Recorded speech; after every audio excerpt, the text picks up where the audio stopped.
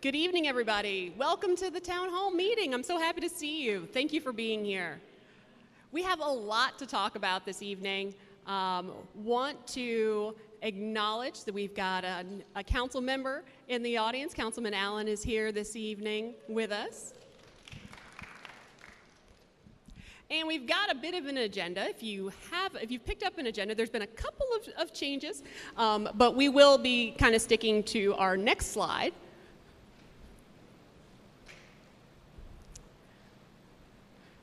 Yes, all right. So we are going to be welcoming the folks from Eden Fresh. If you have not been to Eden Fresh in the last week and are still thinking of Wayfield in the way that Wayfield has been thought of for the last several years in our community, you are in for a treat.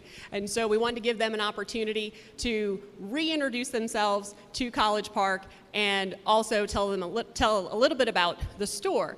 Then there's actually going to be a little bit of a detour because we're going to be talking with the folks from Fulton County about elections, because elections are coming up this fall, and there's some really exciting news about poll workers. They're increasing pay, spoiler alert, but also they're going to be telling you all the ways in which you can get involved in our elections this fall.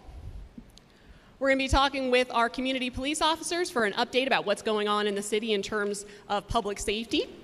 And we're going to spend some time on new projects across the city, talk a little bit about what's going on at 6 West and some of the things that have been going on in the last couple of weeks. And then we're going to spend quite a bit of time talking about the senior and disabled homestead tax exemption, because there's been a lot of information out in the community about it. Not all of it's been correct. And so we want to make sure that everyone has the information and understands what we were trying to do, where we are now, and what the future looks like in that regard. We'll be taking questions and answers, and we'll talk a little bit about upcoming events as well. So let's get started. I believe that we have the head of Eden Fresh Market here. In addition to our beloved Ann Brown, we also have Greg Edenfield. So, come on up.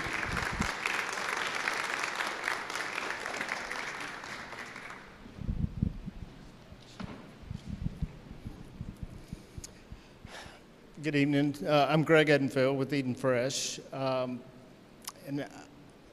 First of all, if you haven't been there, I wanted to welcome you to stop by the store. But I wanted to thank each of you, thank the residents for the patience as we were getting to this point, but to thank the city. The city has been extremely helpful in getting us to the place we're at now.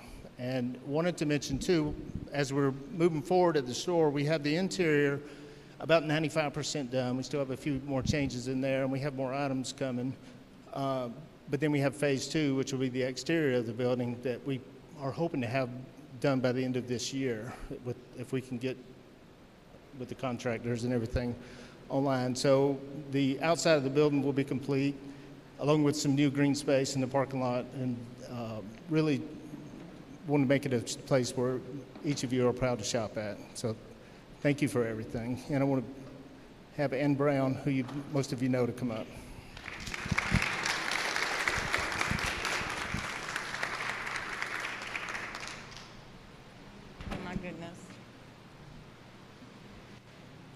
Hi, everyone. I know a lot of you, most of you, the ones that don't, I'm Ann Brown from Eden Fresh Market.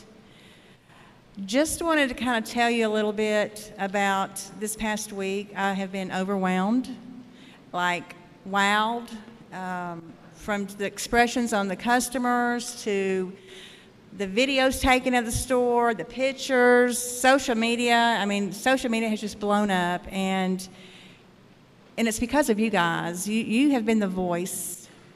We've been the ears, but I kept saying, it's going to happen, it's going to happen. I think some of you finally said, is it really going to happen? Well, it did. And it should have happened a while, but because of the pandemic, things kind of got shuffled around. But most of all, I just want to tell you how much that we do appreciate the support that you have given us. And we want to be your store of choice. As if you've seen in the store, we've got a lot more variety. We're going to continue to grow the variety.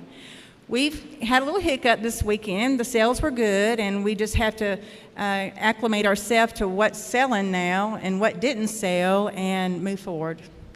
But we have suggestions box, we have emails, I'm in the store, the department heads are in the store, we're open for any suggestions.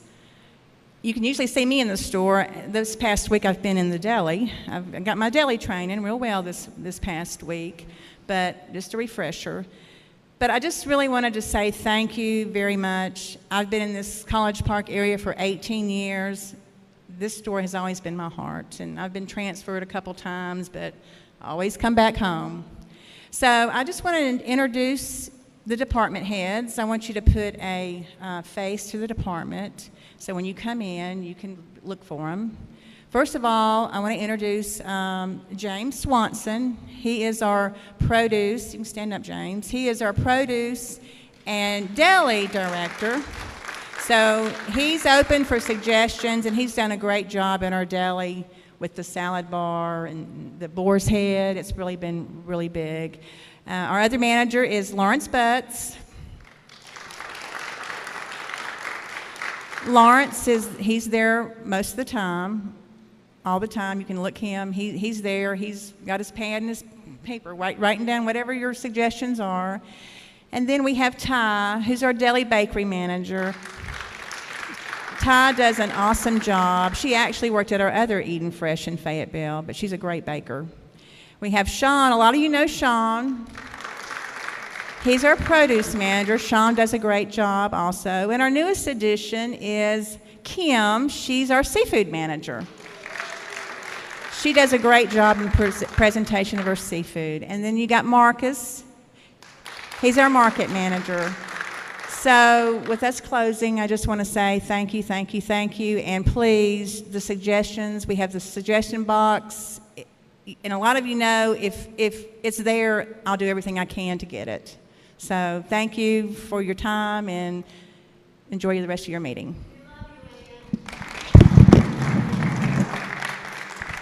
And you're hiring too, right? Oh, and one other thing.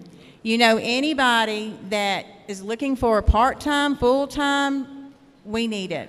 We need deli, seafood, cashiers.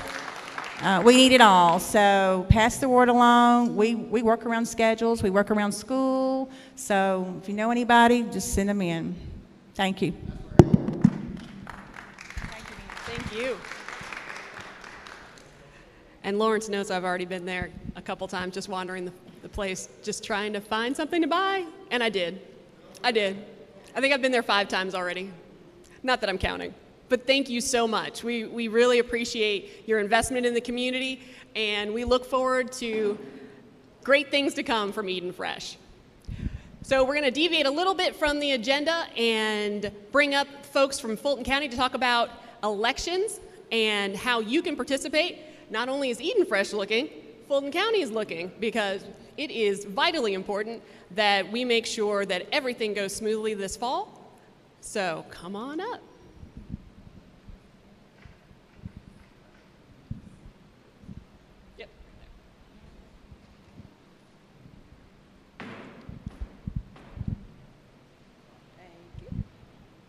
Good evening, everyone.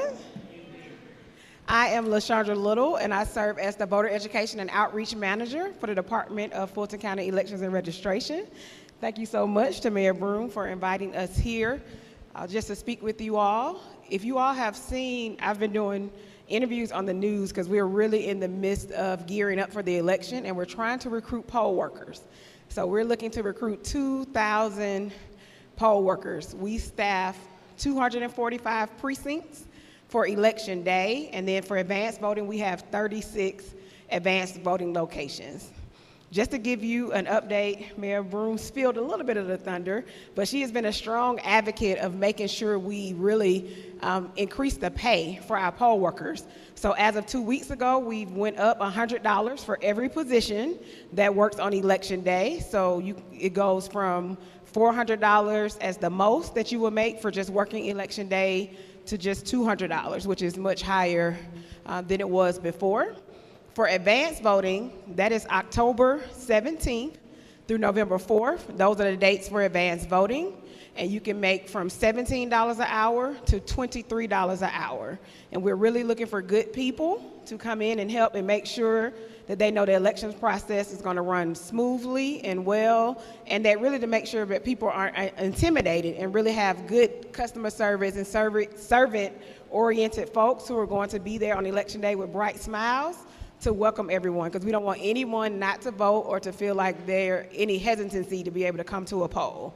I did want to just offer some other dates just so you will have. For those who are looking to vote absentee, today was the first day that you would request a absentee ballot. Today was your first day. So today, and then we have to receive the ballots by election night at 7 p.m. So that is November 8th, that's election day. The last day to request the absentee ballot is October 28th. So if you know anybody who's looking to vote absentee, those are the dates that are important.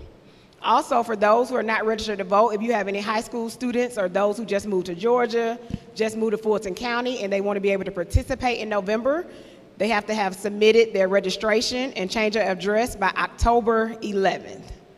And we have all of these great dates back here, but I see some people writing, so I just wanted to make sure I gave you all that information. And then for poll worker positions, just so you all will be aware, we have poll managers, so that's the head person that is responsible for everything at the precinct. So that's the $400 a day and the $23 an hour person. We have our assistant managers, and Mr. James back here, he is a poll manager. So if you want to talk to someone who has done it, James is a poll manager and will be running a precinct on election day. We have our assistant managers who will just assist our managers in where they need help. We have our clerks, which are those nice customer service oriented folks who check in as soon as you get there, smiling and assist. We have line monitors and technicians. So those are the positions available. Again, advanced voting is October 17th through November 4th, and election day is November 8th. We will be here for this whole meeting, so if you want to come and apply, we will gladly help you in the back and answer any questions that you may have. Thank you so much again, and you all have a great meeting. Thank you so much, Ms. Little. It's important information, and please spread the word. They are looking for poll workers. So folks who want to get out and help our democracy, it's a great way to do it, and it's increased pay now because Ms. Little is correct. For earlier in the year when we were having Fulton County Mayor's meetings, I kept on reminding them that you could go to Target and get $15 an hour, and our democracy is worth a heck of a lot more than that. So I'm really glad that Fulton County has responded and has compensated our poll workers more, because it's really, really important work. So I saw Officer Paniagua. He was in, he was out. He's next on the agenda, but, let's see, James, can you go ahead and, and I'll skip over him for now. We'll talk a little bit about some updates that are going on. This weekend was very exciting. There he is. Here is Officer Paniagua and Officer Dixon. Wow, they just keep on coming in. Here are our community police officers with an update about what's going on around the city in terms of public safety. How you guys doing? Ooh, I got a microphone. Ooh, I'm nervous now. How you guys doing? Good. Okay, so for the city of College Park, crime is down 21.6%, which is really good. That's the good news. The bad news is that we divide crime into 3 categories, which is personal, against property, and against society, right? So our crime against a person and against society is down. Our property crimes is up 2.7%. It's not much, but that tells you that it's increasing, and that right now our main issue is car getting broken into. You know, and I think I sound like a broken record when I say that, you know, our businesses and our hotels, you know, are the primary target. It's not so much the homes, but it's mostly businesses like restaurants and hotels, which we do have a lot, and not a lot of good hotels, a lot of good restaurants. We do have a lot, so that we get a lot of tourists out here, and they forget that to be careful with their items, and a lot of times they'll leave their laptop, guns, all type of stuff. I just worked a case where she left $3,000 cash, and luckily they didn't take it. She found her money. You know, they took a Louis Vuitton bag that was like $300 and some other stuff, but the money was in a low compartment and they didn't find it. So she was lucky in that perspective. So I guess one of my tips would be when you leave your car, when you go to these restaurants, you know, if you check into a hotel because you're flying out of town, you know, don't leave anything of value that you wouldn't mind losing inside the car. You know, that's my biggest tip. What I always recommend, what I always say, is don't leave anything of value inside the car. When you leave your car, leave it like you bought it from a dealership, like you just bought it from a dealership, or it's parked at a dealership with nothing inside. So I'm gonna let Officer Dixon talk a little bit. AKA fun size for those of you who has not been acquainted just yet. Just to piggy off Officer Peniagua, one main factor when it comes to the entering autos is individuals leaving their vehicles running. Leave their vehicles running, and they enter into their homes, they enter into the hotels, they enter into the gas stations, and they leave their vehicles running unattended, okay? So that's the biggest tip coming from myself. Do not leave your vehicles running. If you're able to also park inside your garages if you have one, if not, then a well-lit area if you're able to do so. And also cameras too, that helps a great deal. Yeah, the cameras is a huge deterrent. And we have made contact with the hotels and local businesses as well regarding the security and also the lighting. The gas stations, even on Main Street, they're coming around a little bit more, but the ones that are lit a great deal, they have less entering autos. So we highly encourage lighting, cameras, and please do not leave your vehicles unattended.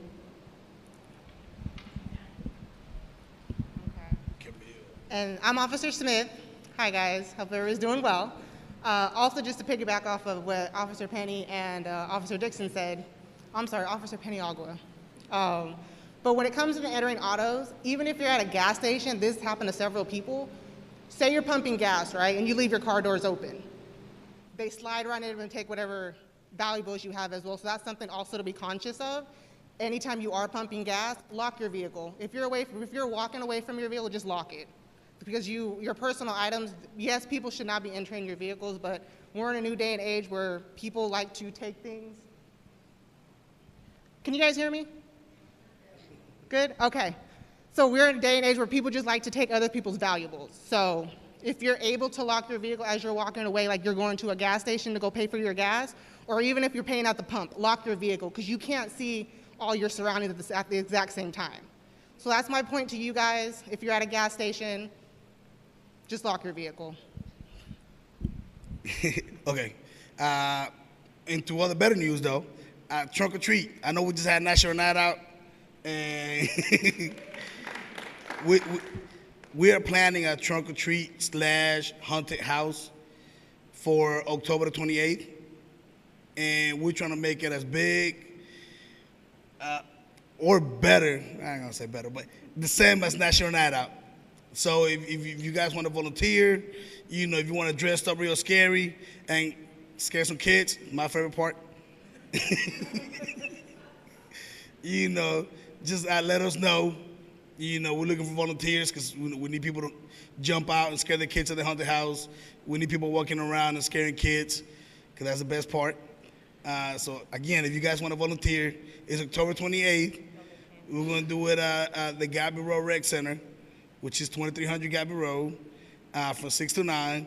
I think it's too early. I already made the flyer, but I think it's too early to pass out the flyer, so I'm waiting. But yes, trunk or treat is our next big event for the Cuts division, for the College Park Police Department. Oh, yes, any questions? Go ahead.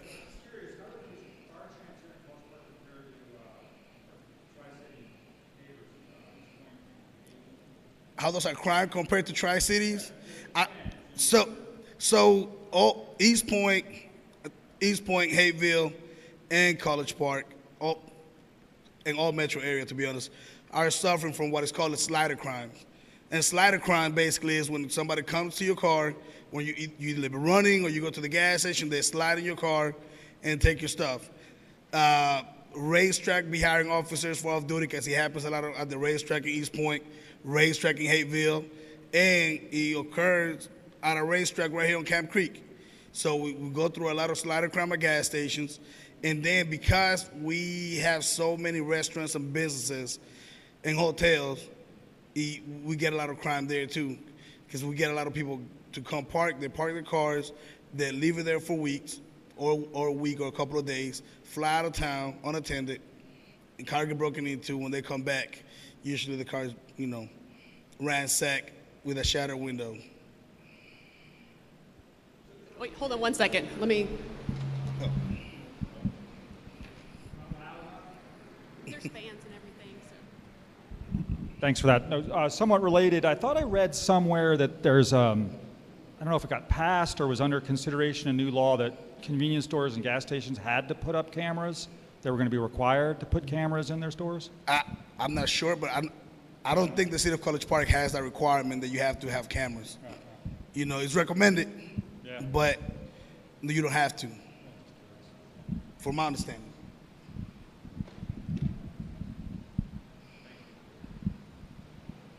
Anybody else? Well, thank you guys.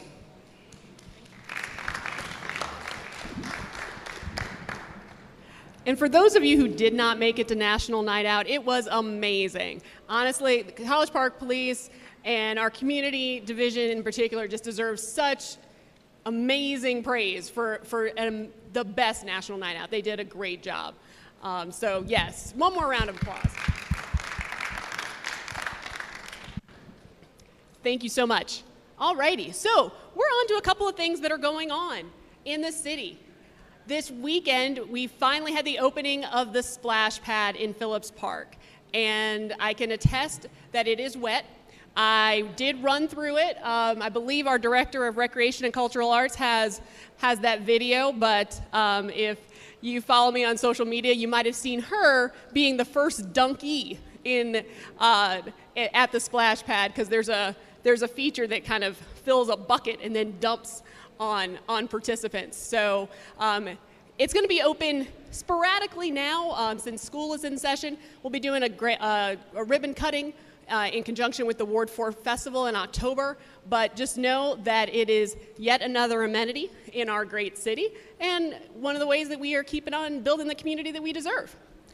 The Atlanta Dream had just finished their season. They had over half a dozen sellouts at the Gateway Center Arena. So that's really, really exciting because when people are at the arena, they like to eat. And when they eat, that helps our bottom line.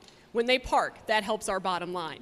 So being able to showcase our city in this way throughout, this is really sort of the first season that hasn't been directly impacted by COVID, and so we've seen a great showing. The team just missed the playoffs, but if you had the opportunity to go and check out a few games, you know the energy in there was fantastic, and if you missed games this year, definitely make it back for the fall. Next year. We broke ground on the Gateway Pedestrian Bridge last week. It was last week, Mr. Bond, right? It was last week, right? Yep. Warren, it was last week, right? It was last week that happened, right? No, I was just saying, everything's sort of blending together. This was last week, right? Okay, great. Thank you. Thank you very much. All right, so this is a huge deal in the development of the city because this has been years in the making. In the photo on the left there, it's mayor and council, and it's also Congressman David Scott. And the council agreed to name the bridge in his honor. We have to work through the state and sort of work through the legislative process for that, but Congressman Scott was instrumental in getting this bridge built. It's going to be going over Camp Creek Parkway, connecting the convention center and the arena with the eventual 6 West project. And so what that does for our community is gives us an opportunity to increase mobility without a car. For you to be able to get around College Park on a bike or running or walking, because we are the sort of transportation gateway, but we haven't really focused on ways that are going to improve health and wellness. So it's a very, very exciting development. It should be done by next fall. It's going to take about 15 months. They are prefabbing it actually in Texas and shipping it in. And you can see a little bit of what it'll look like when it's complete. And in talking about 6 West, which I think next slide there, we do have some developments there. For those of you who have been in the area, you know that Rhodes Street, R-H-O-D-E-S Street, which is a little confusing when you're talking about a road and a street, but Rhodes Street is under construction. And that's a really exciting development because it is the main artery to 6 West. And it's going to start, it's already started a lot of conversation and a lot of interest in the entire project. And at this point, council and our development authority are entertaining some proposals. Some of them include film studios, which is something we hadn't contemplated before. And it is something that we have to think about carefully. And also folks who want to bring more hotels, and we have some residential proposals as well. And so as we're contemplating this and thinking about this development that will be something that lasts for something that's beyond all of our lifetimes, we have to be very careful about that and very, very diligent in the process. But know that we're getting a lot of interest from a lot of different corners of the development community because people know that this is a great place to be. So we're just working through it, trying to make it right. And I know that some of you who live close to the area may be experiencing some disruption, maybe some wildlife and the like. We've been talking about it. We don't have any solutions yet, but we have been talking about it. And I know that Councilman Clay and I were over at the Lindsay building, and they're experiencing some unpleasantness as a result of that as some of that area is getting cleared as well. But we are aware of it as we continue to move forward. But I'm happy to answer any questions that I can about 6 West, because I know that there are some, because obviously it's a huge development before we move on to the senior and disabled homestead exemption. All right. Chief, do you have a... Hi, I live down by Oxford Walk, and I'm curious about how the roadway, how's that going to work? Are we going to be cut off? Do we have to take a back way once 6 West is up? Because I also was told that it might be sanitation, but that little complex up by the golf course that they're moving.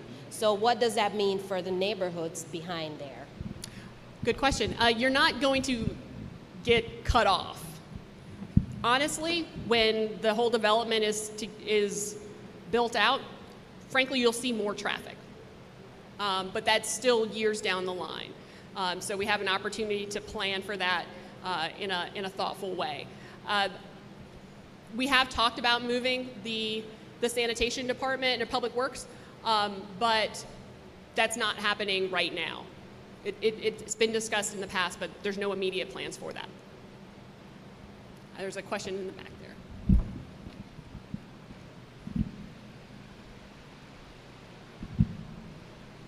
Hi, good evening. I have 2 questions. So the first is, at what point will you provide an updated timeline for when this project is expected to be completed? And if so, like, where is that posted? And then my second question is, before we moved here in January of 2021, we saw the presentation that was made by the city in terms of what the development was going to look like. And it sounds like you're entertaining some different options. So my question is, like, is it just the council that decides what those options are? Are you, asking some of the major businesses that are close to here and also the residents? I want to know because we saw something and now it sounds like something different may be coming. Well, to answer your question, I guess I'll start at the end and then work my way back. There haven't been any decisions to change anything. When I said that we had seen proposals, that's just what they are. We haven't made any decisions to make a severe change in what you saw and what the public has already provided input on. But it would be a decision if something different were to occur, that would be a decision that would be primarily made by council, and the development authority would probably have input as well. You had another question, I'm sorry. Updated timeline, yes. The project itself was always slated to be built out in phases, and so that was going to take like more than a decade. So at this point, we are, I would think, behind a little bit because of COVID and the developments that led to for not only our city, but sort of the world. But when we get projects inked, then we'd have a better idea in terms of how we could report the updated timeline. Does that make sense? You good? I can't hear you, I'm sorry. It does, but I'm still unclear as to like when you estimate the next milestone will be completed. I understand that it's being developed in phases, but is there any indicate? Is it gonna be 2 years before you get through proposals? We're working through them now, and some of those are for residential. Some of those are for different parts of the development, and so those proposals will, if they come to fruition, sort of happen at different times. I would anticipate, it would probably be easier to do something like residential a little bit faster than some other aspects of it. And we did have a residential component in place for a while, and then the terms of the deal changed, and it wasn't something that was in the city's best interest after the contract expired. And so we're being very thoughtful with it. I know it seems sometimes like, oh gosh, this is moving at a snail's pace, but this is the biggest project that we will have the opportunity to do in the city. We're not going to get another 300 acres to develop, and there are a lot of people who would want to seize that opportunity for their own interests, and we have to make sure that the projects that are developed there are ones that can be integrated within what we already have, that are going to have staying power, and are ones that make sense for our community long term. So I know it's not moving at the pace that people would like, but I'd rather do it slowly and do it right.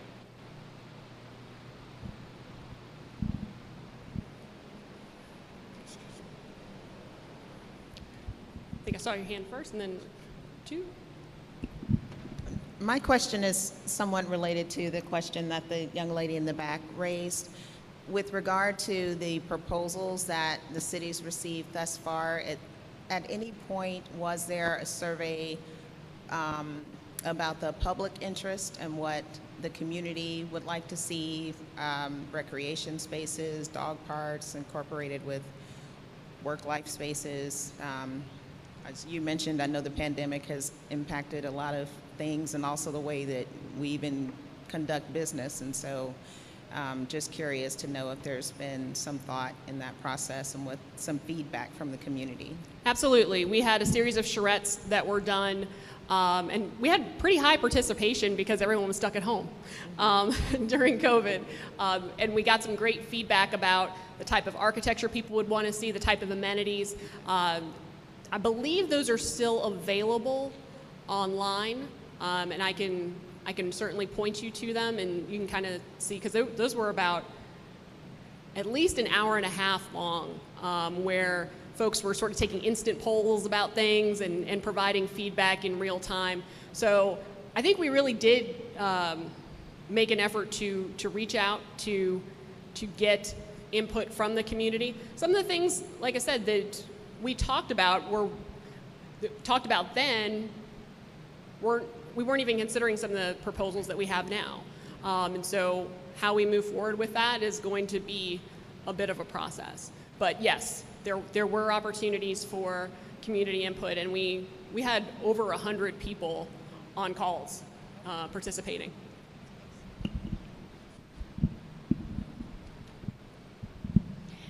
Same topic, basically.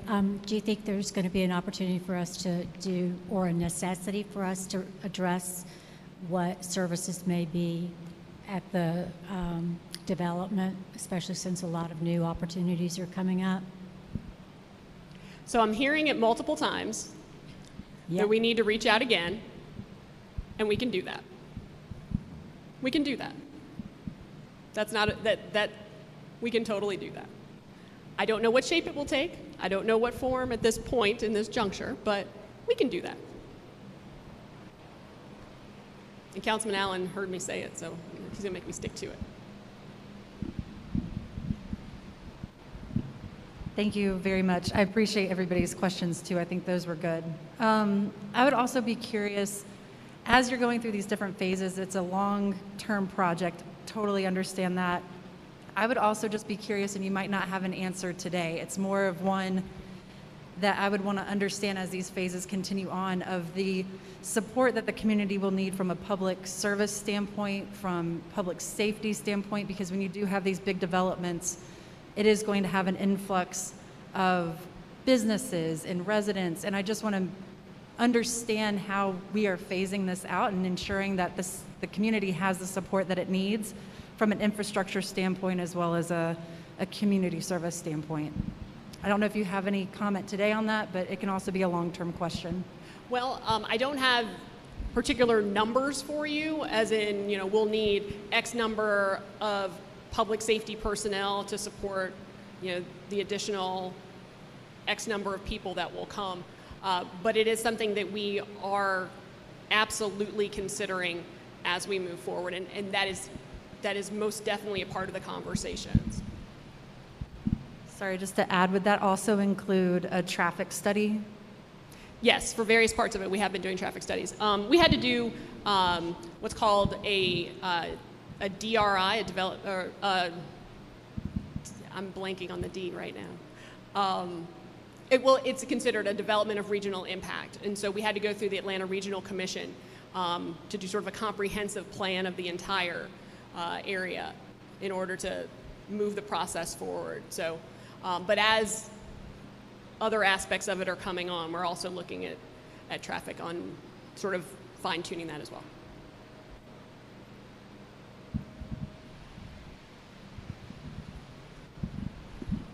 Okay, I promise this is only one question. So it helps me to visualize like what you have in mind. Is there a comparable development that the council envisioned at 6th West? So like I can visualize what Avalon and Alpharetta looks like, or some of the developments that went up in Brookhaven, or is there something that you envision where there's sort of a comparable development?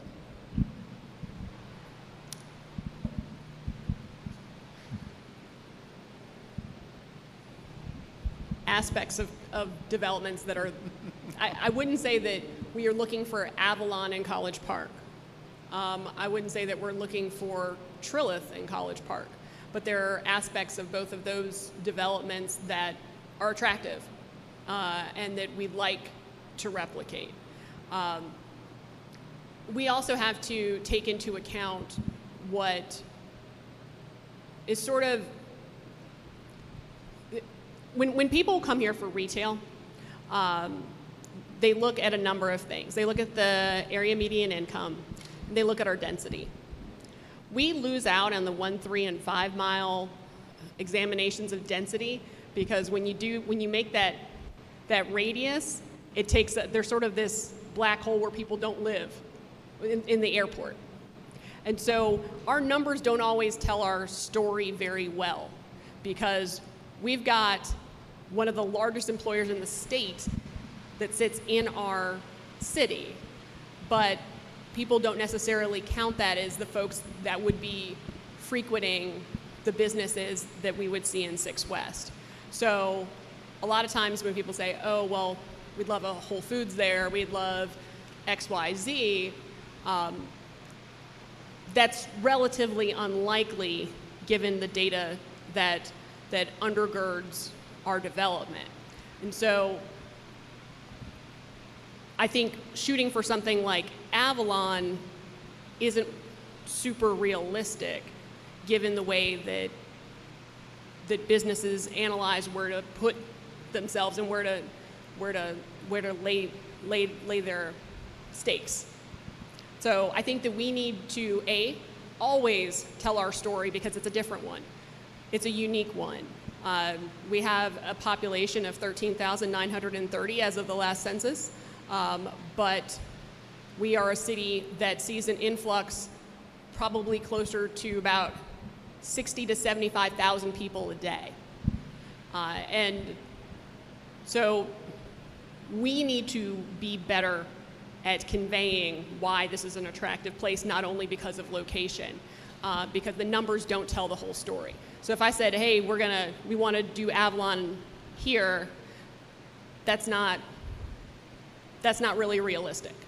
So I think that we need to be able to have something that makes sense for our community, has the amenities that people have been looking for, and also takes into account our location right next to the world's busiest airport. You got another question?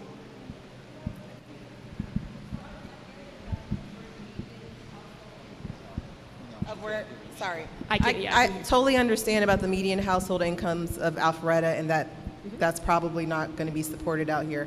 I think I'm just kind of looking for, like, what's our vibe? Do we want to be sort of like how Hateville developed? That's very different. Do you want it to be, retail and hotel and a grocery store like in Avalon? Not saying that we're bringing a Whole Foods here, but the actual shopping concept of it. I'm trying to get an idea of, like, what is it that we're trying to become with 6 West and what's the offer to the people? Not necessarily like, do we want to be cookie cutter? It's just really the concept. Okay. Well, I made the assumption that you were probably engaged in the meetings that we had. Was it? Okay. All right. We're new to the area. Okay. We just saw it was online, Gotcha. and we looked at it. That was it. All right. So we've got various districts in 6 West. There's going to be a retail component that's going to be closest to the Brady Center. We want to make sure that component has a high proportion of build for sale properties in it. We've got about 75% of our residents that are renters, and the council has made it a priority to make sure that we are hopefully providing pathways to home ownership. And so that combination of what that will look like, again, that's a little bit up in the air at this point because things didn't work out with the first developer, because their idea was doing an entire community for build to rent. And that was a non-starter for us. So like I said, the residential component's about 56 acres. There's space for a corporate campus, and we have had interest in that we would have basically one corporate anchor there that would have their headquarters or a regional headquarters there. There is a retail component as well. Early on in the process, there was discussion about that being an upscale outlet mall. I was never wild about that idea, frankly, and I think there's some flexibility in the retail aspect of it, because certainly after COVID, people are shopping differently. So what that looks like, there's going to be some flexibility. There's space for a 5K track around the entire development, also space for dog park, outdoor space. There's also space for a cultural center as well. So, and we're looking at a Topgolf-like entertainment district that would be next to the 9-hole historic golf course. So, are we good? I did? Okay. There was another question. Yes.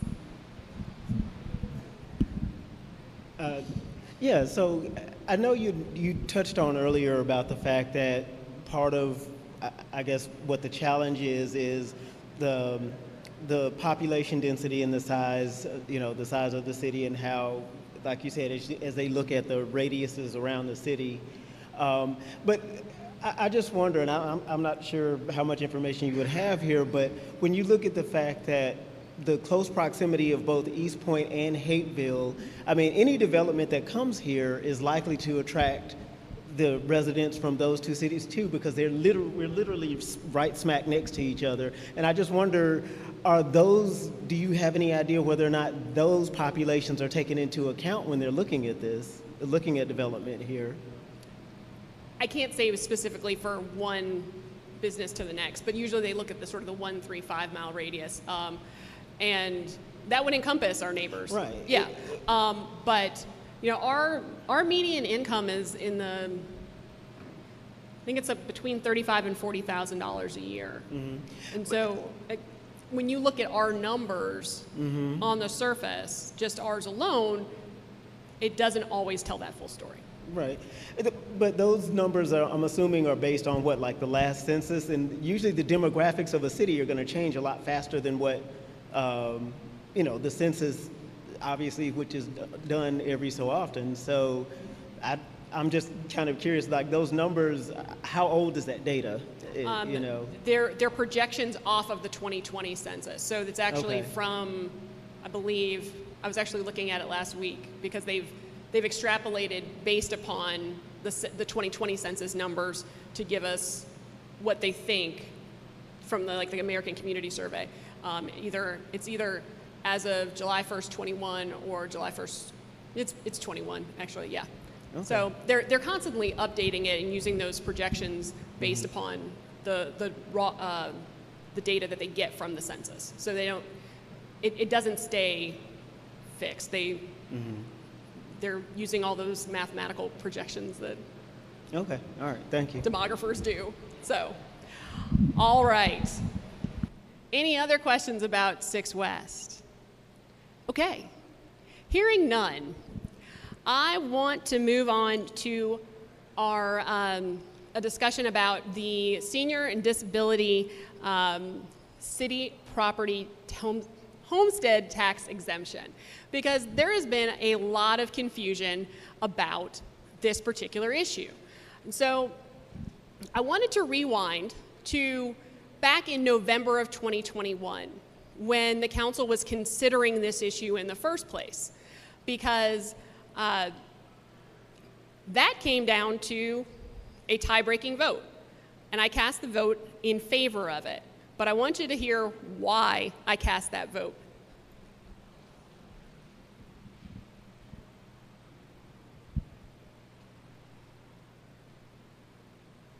Didn't really have a problem with it, but we need to discuss it with the council. The intent is to give this to people who need it, and the way to do that is to use, ideally, the federal income tax returns. And that's the fairest and enforced by the government, not enforced by us. We just piggyback, just like the state piggybacks on the federal income tax return for the state return. So those are the changes that I would like to see in there. I don't think we want to be giving this to people that have a huge portfolio, but maybe no federal income, no Social Security being paid to them. They may not be on Social Security. They may have some other arrangement. Mayor, I make a motion that to approve on those changes that Councilman Clay has outlined. I'll second that. Okay. Any other further discussion? Questions? Hearing none, all those in favor? Aye. Aye. Any opposed? I oppose with comment. I think we ought to wait till next year. Okay. Councilman Taylor? I agree. I oppose also. I think we should wait. So that brings it down to me. I am in favor, as this is something that will not take place until after until the fall of 2023, because it has to go to the voters. So it is not something that it's going to be going into effect in 2022 anyway. So I think it is up to the voters, and motion passes. Yeah, All right, so I'm not sure you could hear everything that I said, but what I said is that I voted in favor of the resolution, and that resolution was to provide a city property tax exemption to seniors and disabled persons who met certain income requirements.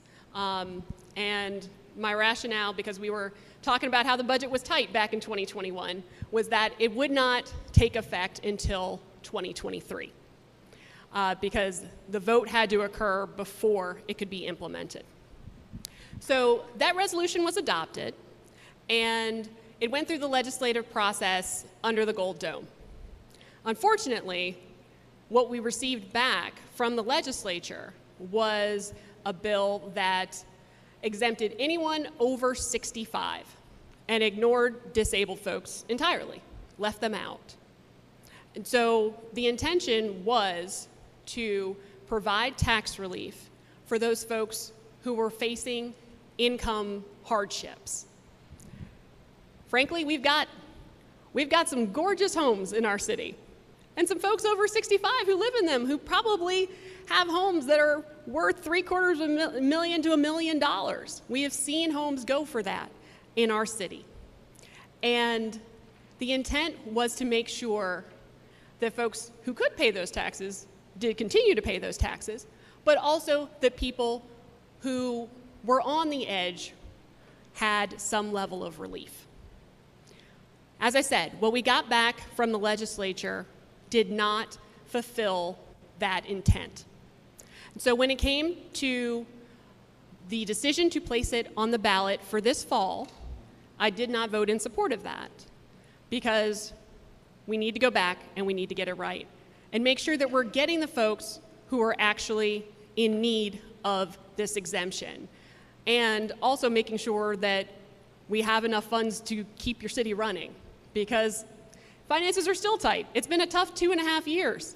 COVID has devastated our community in a lot of ways. We are definitely on the upswing.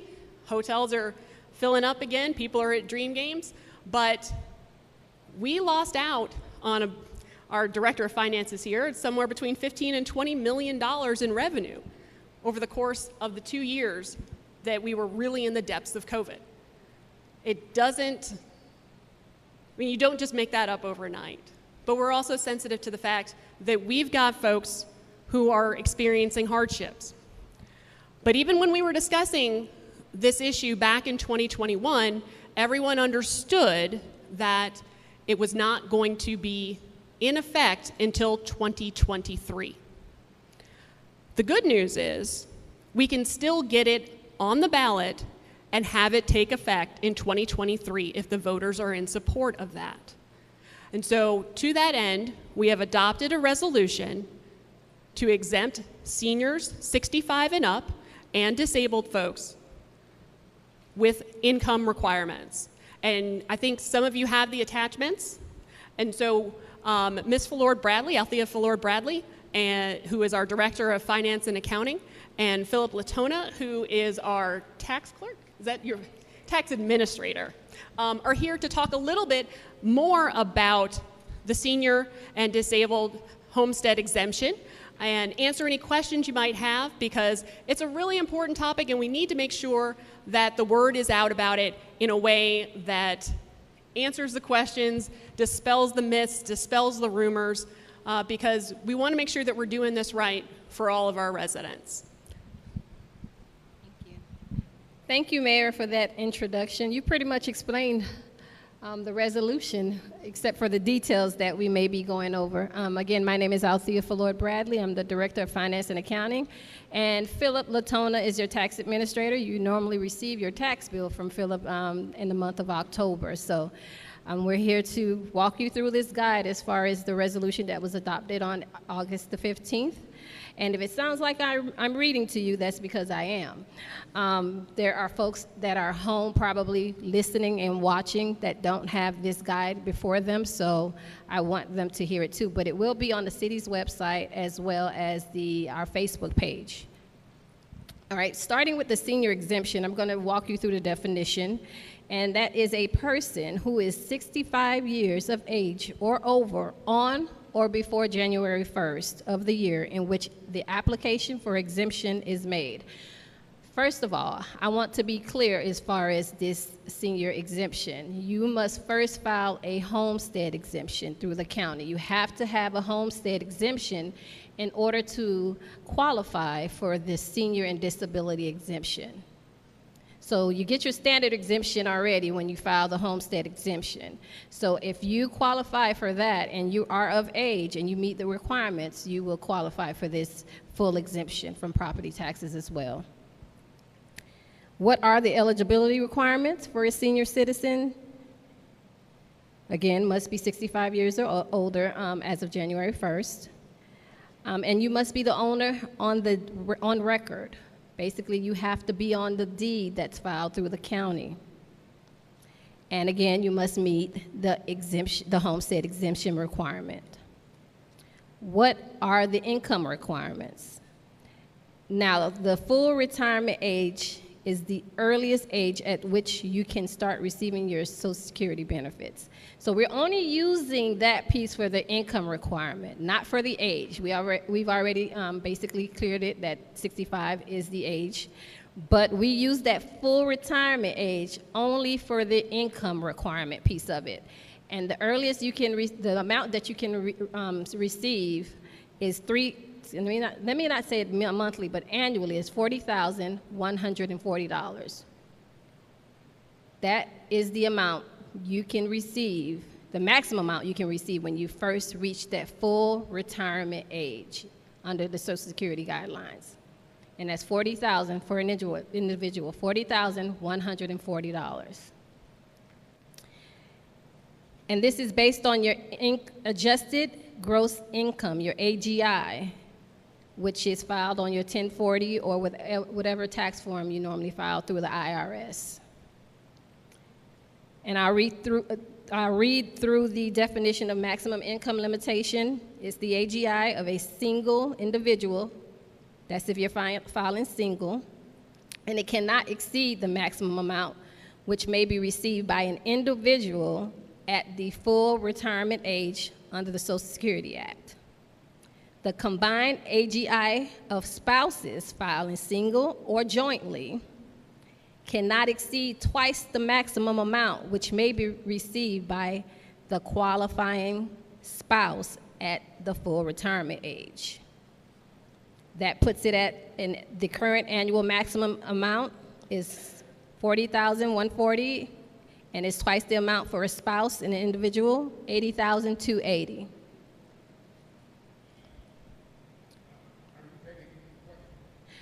At the end, because I'll walk you through the disability exemption definition. It's pretty much the same, but let me walk through this and then I will take any questions. Now, what documents will we require for verification? Proof of identity, valid license, or state ID. And your federal tax return, it must be a tax transcript. Anyone familiar with the tax transcript through the IRS? Once you file your taxes, you can go online and you can receive that information electronically. They provide you with the form, and it's the tax transcript. So that is the only form of the tax return we will accept, because that has verified that you have filed the proper documents with the IRS. Now, as the mayor mentioned, if this is adopted, and that's by you, the voters, when will it take effect? And that will be tax year 2023. And you will see that reflected on your 2023 property tax bills that come out in October of 2023. Now let's move on to the disability exemption. Disability is defined as the inability to engage in a substantial gainful activity by reason of any medically determinable physical, mental impairment, which can be expected to result in the death or last for a continuous period of not less than 12 months, or those 55 and over that are blind, and such blindness causes the inability to engage, the same definition as before. I won't read it again. And the only difference here would be what are the eligibility requirements, and that's, again, you must be declared disabled as defined in 42 U.S. Code 423. And a qualifying individual must be the owner of record prior to January 1st, or as of January 1st. Again, the home must be homesteaded in order to receive this benefit. And our income requirements are pretty much the same. The income limit is $40,000 for a single person. It's $80,280 for a spouse and a single person. Well, not a single person. It's a household with a married couple. The only difference in what documents will be required for verification is you must, to be declared disabled and for us to accept that declaration, you must have 2 certificates from physicians certifying that the applicant is disabled as defined above. And we will provide those forms, which you would have to, which must be notarized and signed by 2 separate physicians in order to be declared as disabled and to receive this exemption. We will take any questions at this time.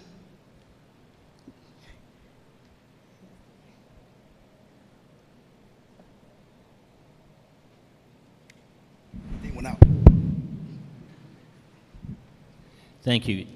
This is probably more to Mayor Broome. Was just in this process of it being resubmitted, do we know where it is at and the possibilities of it actually being on the ballot? I know that's, maybe in the air, but where are we at on that?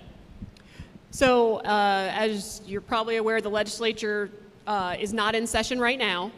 So actually, let me repeat your question for folks who may not have heard it, either in the room or watching online. The question was, where are things in the process now and the likelihood of us getting it on the ballot, correct? Okay, so the legislature begins again in January. And so that was part of our getting our ducks in a row this time around, was we wanted to make sure that this resolution was essentially in the hopper. So it will be pre-filed in December, so they can start addressing it as soon as possible. Our lobbyist tells us that he believes he can get this through in about 10 legislative days, because this is what's called local legislation.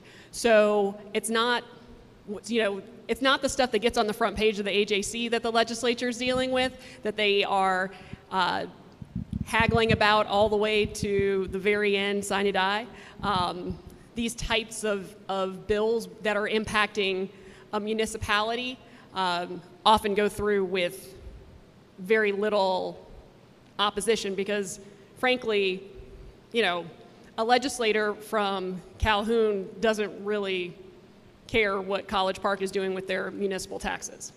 And so this this type of legislation goes through a lot faster. So it's our intention to try to get it, the dates are not set by the Secretary of State quite yet for all of the entry points onto ballots, but our intent will be to do a special election in 2023 to make sure that this takes effect and can be felt on the October 2023 tax bill. Did that answer your question? Okay. So what was read here is what's proposed.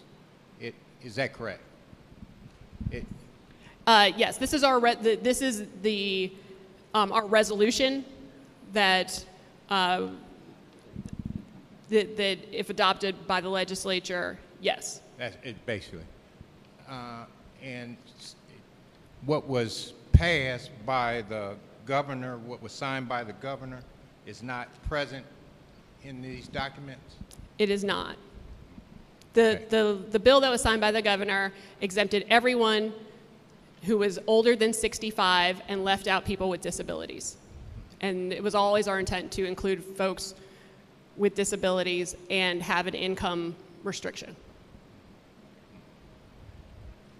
You mentioned, and this is really my main concern. Can you? My main concern is this, and it was stated earlier in your presentation that the voters would have a chance to vote on it. Why did you vote for us not to have a right to vote on what the governor sent to the city? Because it did not align with the intent of the council. So you made a decision for us? I made the decision that what got sent to... For the voters, for all the voters. I made that decision because it was not the intent of the council, and you still have the opportunity to do that if we line all this up, and that is where we are headed right now. All right, thank you. Mm-hmm.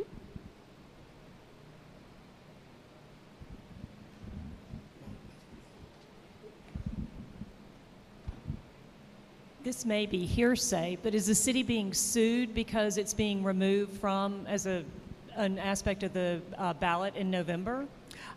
There was a lawsuit that was filed, and the city prevailed. And so Okay. we are going to... So that's been resolved? That's been resolved. Okay, thank you.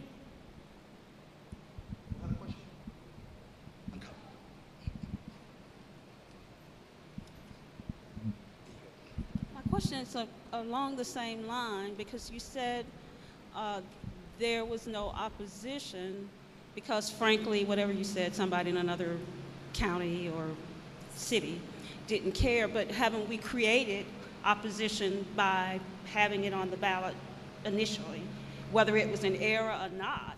I think we've created an issue with the citizens, and so how do we know we didn't create an issue with whoever's going to pass it? I didn't hear the very end of your question because you started handing back the legislature. How do we know we didn't create opposition with that?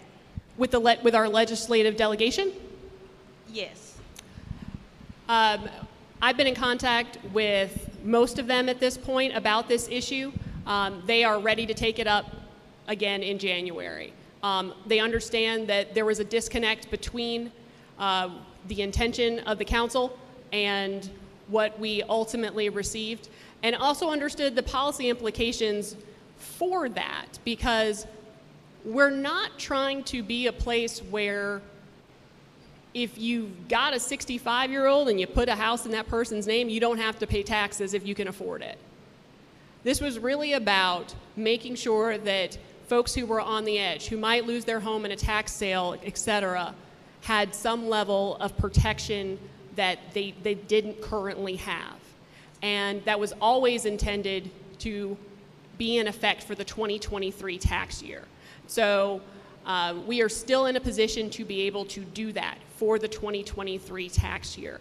I think there was some information out there that we somehow missed the window for 2022, but it was never set to take place in 2022. It was always going to be a benefit for those who qualified that would take place in 2023. And so we are still able to make that happen.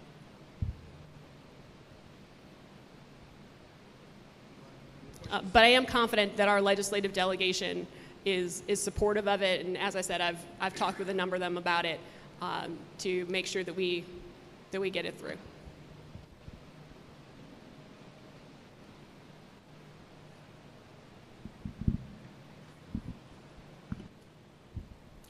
Any other questions? Oh.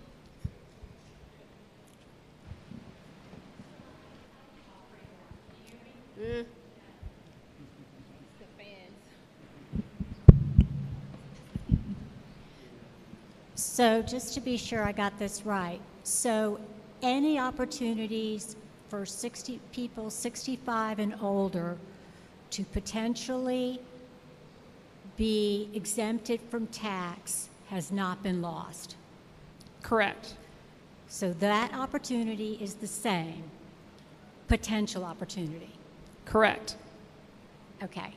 And the opportunity for people with disabilities to be exempt was not going to be there in the bill that the bill that was signed at the legislature. Correct. And with the bill that is now going to probably be signed, the opportunity for people with disabilities to be exempted from the taxes is going to be there, potentially. Correct. If the Okay. voters of College Park see fit, yes. Okay, and it's at the same time frame as before? Same time frame as before. We have lost no time in terms of tax time. Okay, thank you.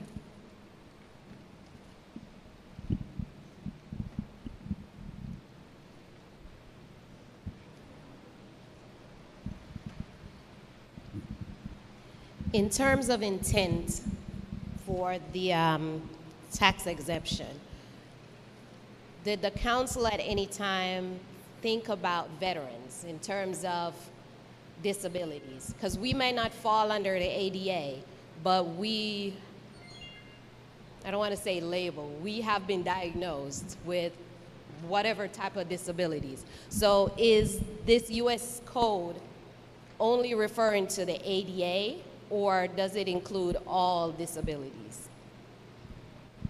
It is all disabilities. We have a special exemption for veterans, and that they get documentation from the Department of Veteran Affairs, and they are extended a different level of credit than our basic homestead. But if they are of age,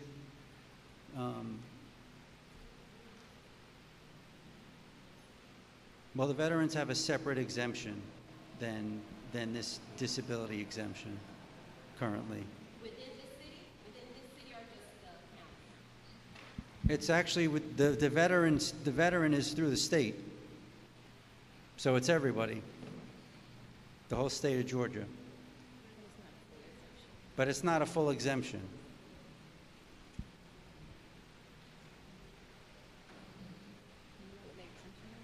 Yeah, 101,000 for this year. Okay. 101.8 something. Yeah, so like for the upcoming tax year for 2022, the veteran exemption is 101,000, a little over 101,000 in assessed value. And that changes annually, and that's provided to us by the Department of Veteran Affairs. What's that? Plus the 40. No, they just give. Does that help answer the question? I think you may have to be clearer because people are asking a whole bunch of questions now that I brought that up, so you may want to go a little more in depth. With the ADA and the veteran, how does that whole disability thing work within the city of College Park? Because some of us are aware, there's state, there's county, but how does that work within the city? Is it a different?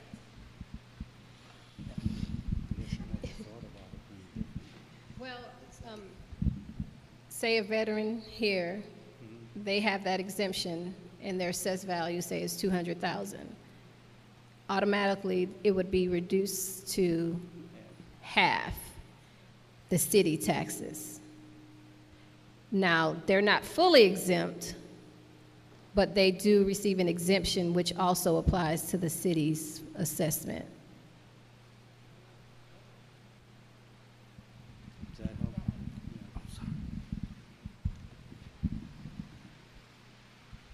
Okay.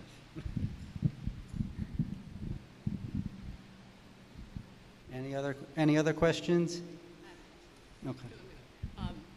I think for a number of our residents, the rise in home values have meant that whereas they may not have had a city property tax bill 5 years ago, they now have one because their assessed value has risen. And so since we have the tax guru here, if you would just give us a bit of a briefing on homestead exemptions in general and what they mean in regard to city taxes.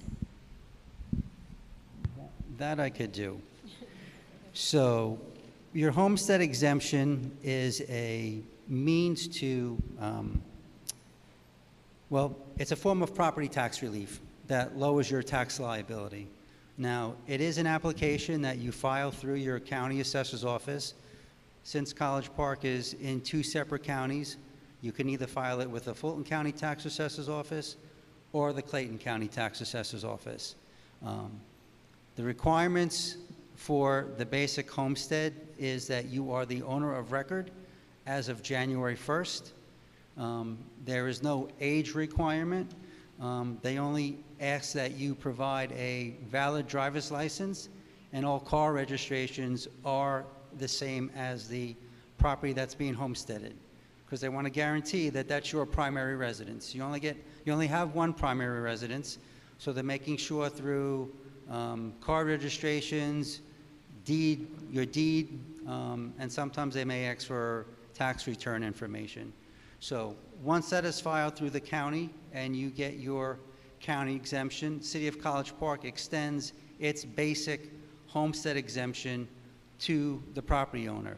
Currently, that basic exemption is $40,000 of assessed value. No age requirement, no income requirement. So, and it's pretty much that simple. We automatically add that or incorporate it into our annual tax bills, and it does reduce our citizens' tax liabilities. It's a one-page application, ownership, parcel ID number, driver's license information, just so that they can verify that you are the owner of record, that is your primary residence, and you get, I believe, a confirmation from the county that you're in the homestead program. If not, you would see it on your annual notice of assessment, which comes out typically in June. There is a homestead box. I believe it's in the middle of the page on the right side. It says homestead yes or no, and if it says yes, it generally has a code, and then we extend that. Yeah, and just to reiterate, the basic homestead exemption that College Park does give is $40,000 off assessed value. Currently, that equates to $504.76 in tax relief.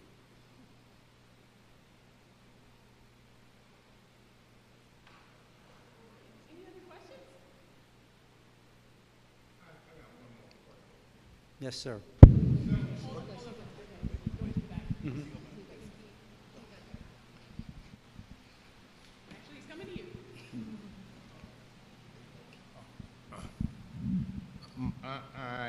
My question is it true or is it correct for me to assess that the legislative delegation and the governor signed a bill that was in error, intentionally in error?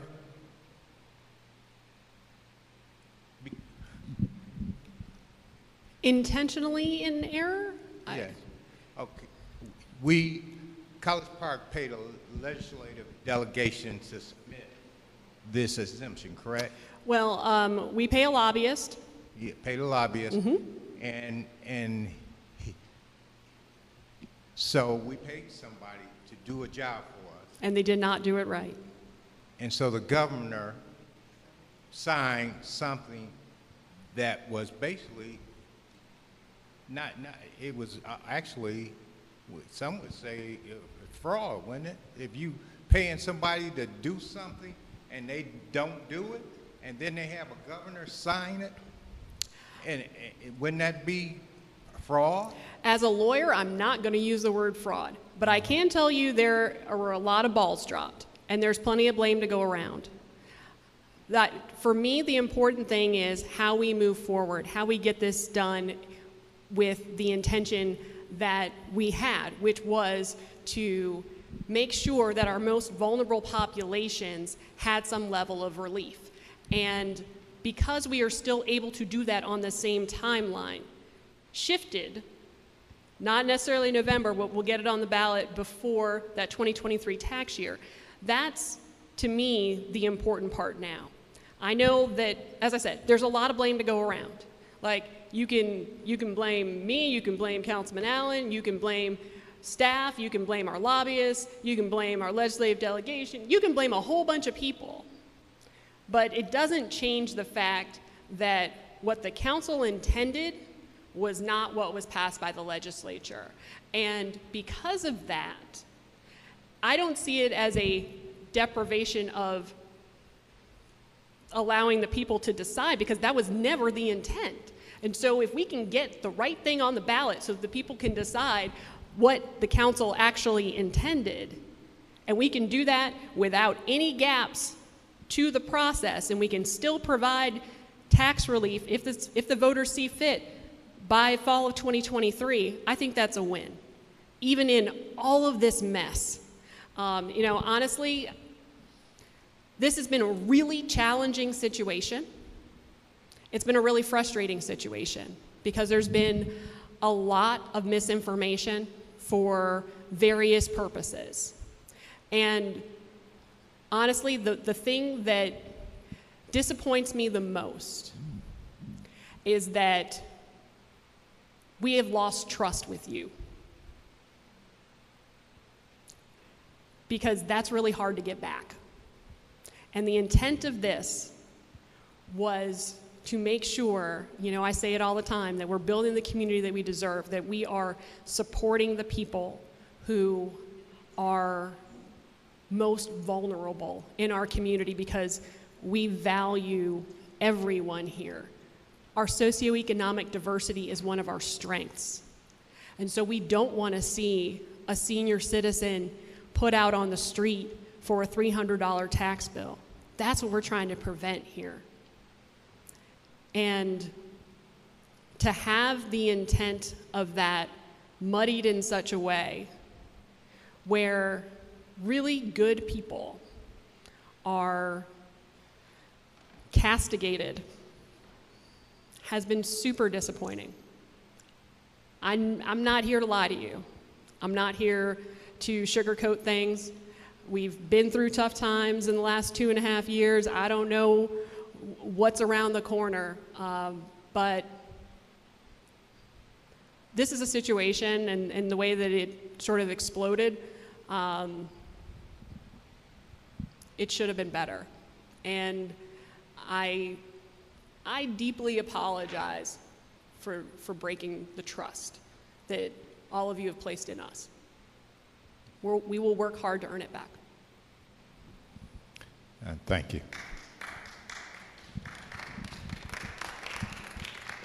We have a question.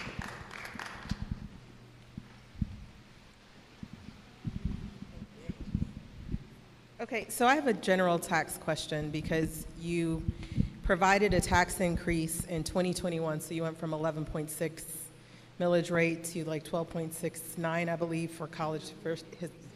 That is No, not. that's not it? Our millage rate has been at 12.619 for. Okay, Since so then, 2012. can you break it down for me then? Because when I went on the Fulton County site and I looked at, I think it's classified as M&O. I'm not sure what the technical terminology. You explained it to me, but I'd also like an understanding, because you said that we had, for the years of COVID, right? We didn't take in as much money for the budget. So I got a new tax bill this year and a pretty significant increase, but I also noticed I was comparing from, and again, different area from where we moved, but pretty significant increase moving here in terms of like total tax bill, and then on top of that, I got another increase this year, a couple months ago. So I want to understand, like, is that increase to make up what you lost during COVID? If so, was there any transparency as to like what were some of the areas of the budget that you reduced and streamlined because offices weren't open? Is there a plan to maybe dial that increase back down as perhaps 6th West comes into place and you collect more revenue for business? Like I searched your site I saw the explanation for one increase that happened, but that was back in 2021. But I haven't seen any explanation as to like where the additional money is going and what it's being used for. Let me take one. That first question. Did you email me about this? I did. Okay, all right, Yeah, I did. All right. I was like, this sounds very familiar. Okay. Yeah, I did. I did. All right. Okay, so I'm going to take probably the easiest piece of this all. Annually, you receive an assessment notice from Fulton County. That generally comes out in June, and it gives you what they're proposing, the 2022 value, and they compare it to 2021. And on that, there's also the homestead exemption from the county. What Fulton County does not do is on the College Park row, it does not factor in our city homestead exemption. So on that notice of assessment, the city of College Park tax line for anyone that has a homestead is overstated. And I cannot get the county to incorporate College Park's exemption. So if you're looking at the assessment notice and thinking, why did City of College Park's taxes go up so much? It's because they are not factoring in the City of College Park's homestead exemption. So that,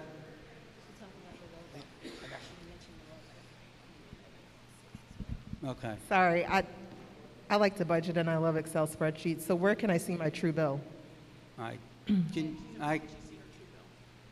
The true bill comes out in October. The actual bill comes out in October? Actual bill comes out in October. And would be due in December, net 60 days. Okay. And I can call you if You I have some certainly can. questions? I have my business card. Anyone that wants All right. a business card to reach out to me directly, I can hand out cards at the end. Did we get all the parts of that? Did we get Uh, the whole question? No. There's a separate person. Okay, budget. good. Go ahead. Now, as it comes to the budget, as far as what we lost back in 2020 and 2021 during COVID, it was primarily the enterprise funds, which would be your GICC, the convention center, the arena, BIDA, and what the general fund had to do, because we weren't getting any revenue in because we couldn't let anybody in the building. So collectively, we lost about $18 million. Also, we had an agreement with the City of Atlanta, which annually, contractually, we're supposed to receive $3.2 million from the car rental tax fund. Well, that year, we had a caveat in the agreement that in case something drastic like COVID hit, they get to skip a year. Yeah, so that next year, if they generate enough revenue to meet that requirement, they don't have to pay it. Yeah, so we were praying that second year that we didn't generate enough revenue so they could basically owe us the 6.4. Well, we missed that 3.2, and that also is factored into that 18 million. So what happens then is that the general fund has to stroke a check. And that was the tune of we transferred from multiple funds that had cash, but collectively, gross revenues, we lost about 18 million. And that reduced our fund balance as well. The next question was about, and what we did do during COVID to help with the costs because the revenues, we weren't generating the revenue. We did freeze police positions. We refreezed positions all throughout the budget. So we did operate with a smaller staff to help with that reduction in revenue. So we did everything on our side, and the staff did suffer as far as not having those operational funds to order things, to hire people.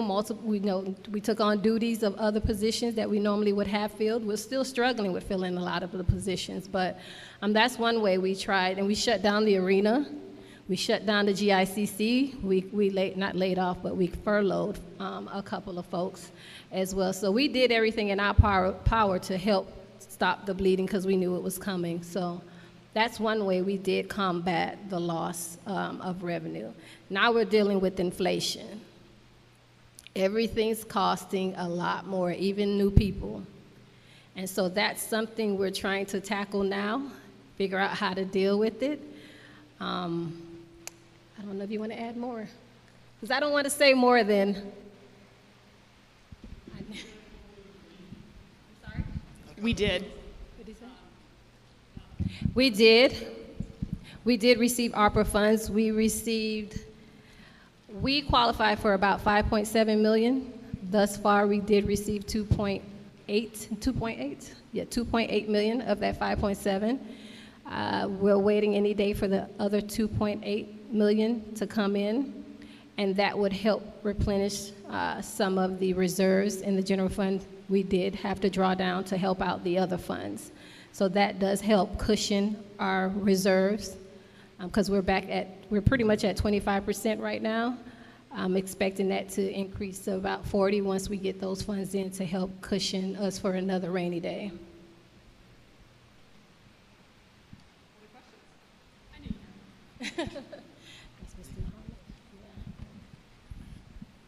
Yes, Mayor Brooms, thank you so much for having this town hall meeting, and thank you for sharing with us the information you shared. However, I would just share with you as citizens of this city,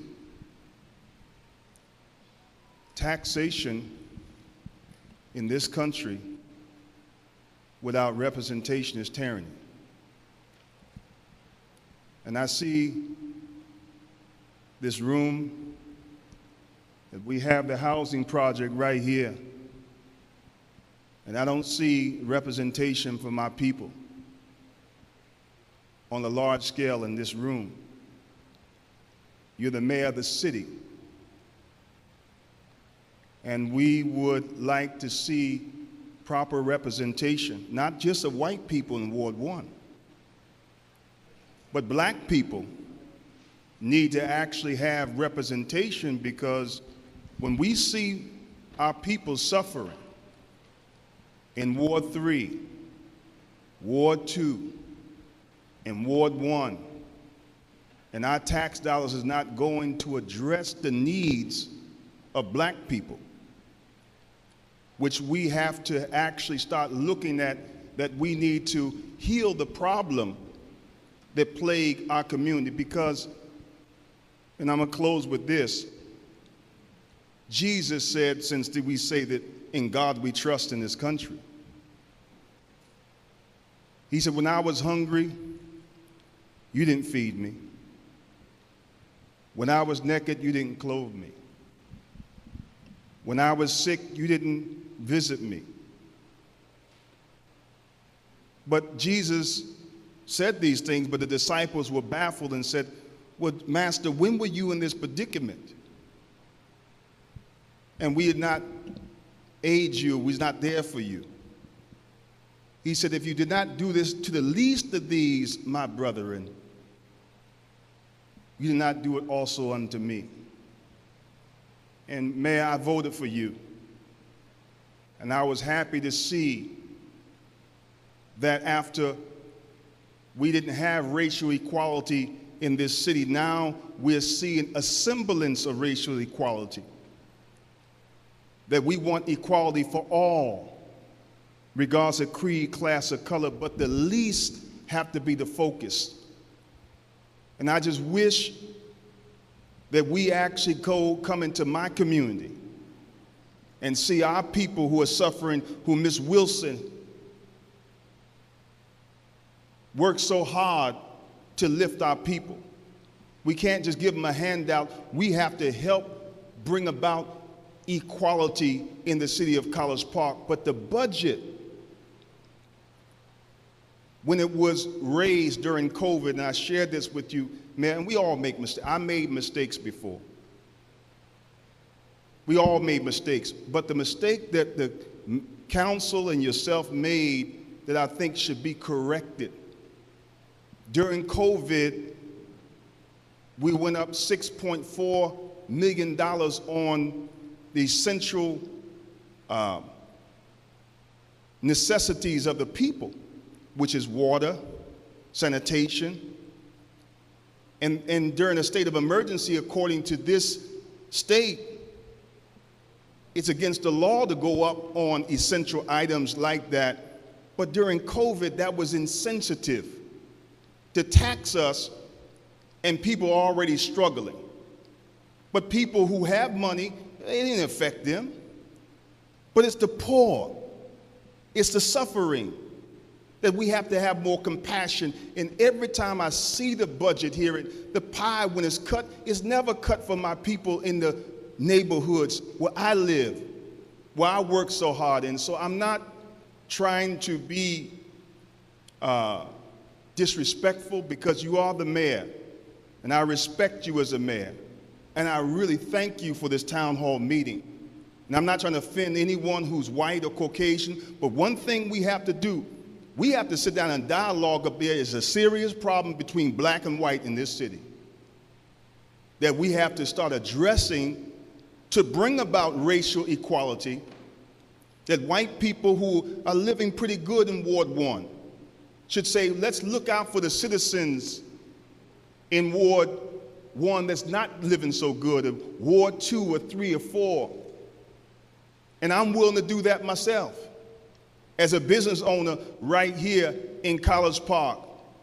I'm willing to make an investment, but I think that when it's time for the budget, Mayor, you, Councilman Ambrose, and Councilman Allen, y'all seem like you vote together in most things, and then Councilman Gay and Councilman Khan seem like they're trying to get somebody else to replace you and replace them, that we can get some things addressed in our community. Why does it have to be that way? Why can't we just work together and sit down? And I'm willing to do this. Let's sit down and let's have a real dialogue about how we can resolve our differences. And before you all have an agenda, present it to the people and let the people decide how you all should vote. Most times you all vote, we don't know nothing about how you're going to vote, but you're supposed to represent the constituents. In closing, the Georgia Constitution says that the public servants are the servants, but the people are the master. And you're supposed to do the will of the people. But how can we do the will of the people when I vocalized and said, don't do that. Don't increase the taxes of the people during COVID on their water and their sanitation. But they voted anyway, and this happens so often because I hear our people's lights being cut off, water being cut off, and it hurts, struggling with food. So I'm asking Mayor Brooms that if we can sit down, the mayor, yourself, and the council, and have a conflict resolution, because there's obviously a problem, and don't have people in Ward 1 in your ear, or he shouldn't have people in Ward 4 or 2 or 3 in the ear. Let's let the principle of justice be in our ear and be like that blindfolded woman with a scale. I'm not against you, Mayor. I'm not against no one or the council. I'm against injustice. I'm against not actually looking out for the least of our citizens of this community. And I don't think that's taking place when the budget is cut. Taxation, without representation is tyranny. And I don't want to see dictatorship in the city of College Park. I want to see a true democracy. Thank you for allowing me to say these few words. God bless you. Thank you, sir. When you say, well, first of all, as you're aware, this is my first town hall. So if we can get more people at the next one, I'm happy to do it. I'm happy to work to continue to reach out, because I think one of the things that I've learned in the last 2.5 years is that you can never, ever, ever over-communicate. Ever. Because there is someone who hasn't heard what you were saying. Even though I may feel like I've said something 25 times, that 26th, I'm going to reach somebody new. And so as we move forward and have more community events, I am absolutely all for making sure that everyone is represented and has the ability to participate. As you were saying, what are we doing for the least of these? I think this is a really good example. This senior and disability homestead exemption, that was targeted at people who are on the brink, because we want them to stay in College Park. I'm not sure, I don't think you were here when I said it earlier, but I mean, our socioeconomic diversity is one of our strengths. And we don't want a community that is skewing one way or the other. We thrive on our diversity, and we want to make sure that our legacy residents have a place to stay. And I think this exemption goes a long way toward that. And in order to get it right, to make sure that it was equitable, targeted at those who were really on the brink, we had to ensure that we got it right. And I think that this time around, as the legislature takes it up, I think it will have so many eyes on it, it'll probably grow eyes itself, because this wasn't about giving someone an opportunity in $1 million house not to pay taxes. This was about making sure that the widow who has been here for 30 years has an opportunity to age in place. That's who we were thinking of, and that was the intent. I am always open for dialogue. A little bit later, you'll see that I've been doing one-on-ones every month. Get an opportunity, I'll tell you the dates for the fall, but I'm always willing to sit down and talk, because I do think that that good government, we can disagree, but we don't have to be personal about it. We come from different perspectives. Councilman Allen and I have some commonalities. His dad and my grandfather played football together back in the 40s. But there are ways in which we differ, and our experiences make the council better because we are coming at things differently. I would disagree with some of your characterizations about how things are going up there, but I also think that we always have the ability to do better, and to do better on behalf of our residents, because we are in service to this community. So I appreciate your comments. Look forward to sitting down and talking more.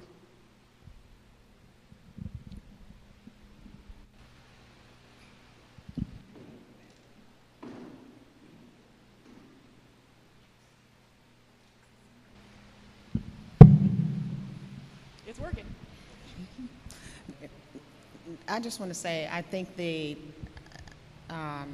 gentleman raised some valid concerns, but these are concerns that plague us as a country. I think to place that burden on our city officials in our small town is a big weight to carry.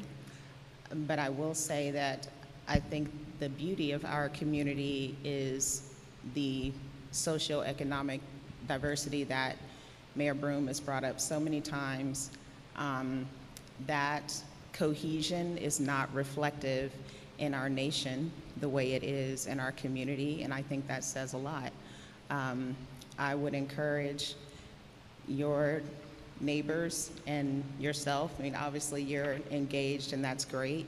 I think more engagement from all facets of our community is something that should be promoted.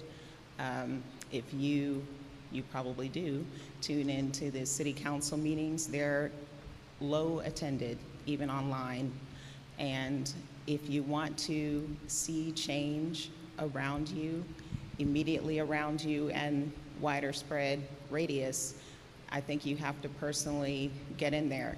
I mean, frankly, I spent most times living in the suburb and not in the city center. And there are some things that I see that I'm not used to, like trash on the sidewalks and trash in the neutral grounds, and it really irks me to see that. But I also know that our public works can only do so much. I think they do a great job, but they're still an entity with limited individuals and labor. So rather than pass by the trash that I see, I give up some of my time and pick it up. I hope that that encourages other people to do so, not just on my street, but throughout the neighborhood. I think you just, in your own behavior and your communication as you engage with your neighbors, you encourage them to spread the positivity and concern that you also feel yourself. And I think it reverberates throughout the community as a whole. But good to meet you. Thank you. Well, on those notes, I want to thank Ms. Fleur Bradley and Mr. Latona for their expertise this evening and answering all the questions about the about property taxes in general and the homestead exemption, because I know, as I said, lots of questions about it, and I'm glad that we were able to discuss that a little bit more in depth. So moving along, because we've already had a lot of questions, so we're good. Things are off. Let me see if I can. There we go. All right, so a couple of announcements. If you have an 8th through a 12th grader, we are looking to form a youth council in College Park, and the deadline is September 30th. And so we are looking to make sure that we've got great, engaged kids who are going to be the next generation of leaders in our city. So if you want to learn more, you can go to our website, collegeparkga.com, or give our clerk's office a call. Yes, sir?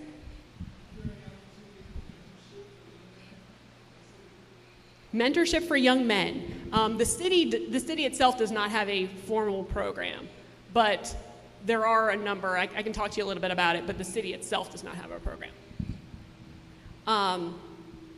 And I know it says that at the bottom of the next graphic over there, apply from August 8th to August 21st, but the actual deadline is August 28th. For a program called In Her Hands. It is not a city program, but they have selected the city of College Park. It is an organization called the GROW Fund, the GRO Fund, and they are funding up to $850 a month, no strings attached, for 2 years to people. Primarily, we're looking at women who live in the city who make up to 2 times the poverty level. And the idea is that people who are in her shoes, well, it's in her hands, but people know best how they can uplift themselves and their families. And so this is a guaranteed income program. There is not a dime of city money that is going towards it. This is a private foundation that has selected College Park. And so for those folks who may be eligible, please get the word out. They have until Sunday the 28th to apply, despite the fact that it says the 21st right there.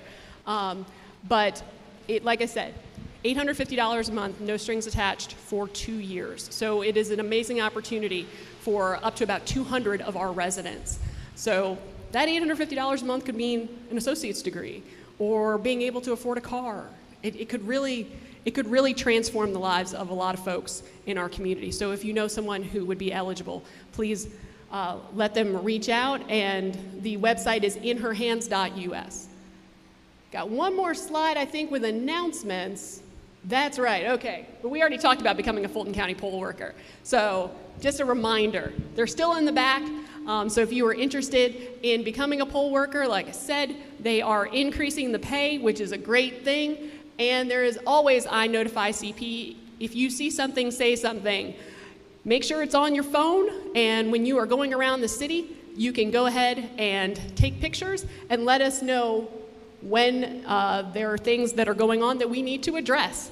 So you can get that on the Google Store or the Apple Store. So the last slide, I believe, is a couple of upcoming events. That's right. As I was saying, my one-on-ones, I do them every month. For the fall, I'm going to be doing September 12th, October 18th, November 22nd, and December 6th. So if you would like a one-on-one slot with me, feel free to call 404-669-3755 for an appointment, and we can talk about anything you want. Again, that's 404-669-3755. And in this very building, every Thursday in September, our public safety folks are going to be offering COVID vaccines from 10 a.m. to 2 p.m. So if you need a booster, here's a great time. And keep posted. We were going to be doing the Senior Summit again. It was a great opportunity last year to get some of our most treasured residents together and talk about some great things like estate planning and some of the things that Fulton County offers through senior services, grandparents' rights. We had a fantastic discussion that entire day. We are going to be doing it again in late November. Keep posted on that date. And you can check out our city calendar, which is actually getting populated by the day. It is more reliable than ever before. It has more than just our council meetings on it. So all the great things that are happening in our city are now getting up on that calendar, so you can go to collegeparkga.com and learn more. So I believe that that is about it. And we actually finished on time. So thank you so much for being here. And honestly, thank you for the opportunity to serve you. It is such a privilege, and I do not take it lightly, and I appreciate all the support that you give me, and looking forward to just keep on working with you to build the community that we deserve. So thanks, everybody. Have a great evening, and look forward to seeing you soon.